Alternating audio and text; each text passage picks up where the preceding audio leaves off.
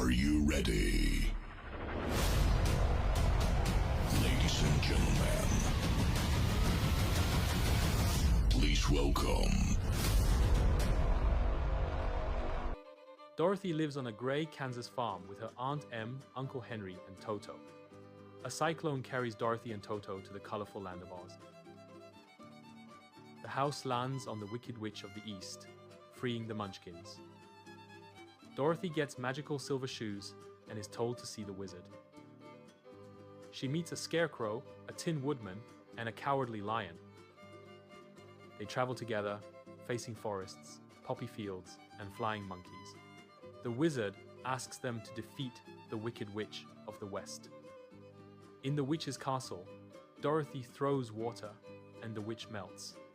The wizard is just an ordinary man, but he helps them realize their worth. Glinda tells Dorothy the shoes can take her home. Dorothy clicks her heels and wishes hard enough.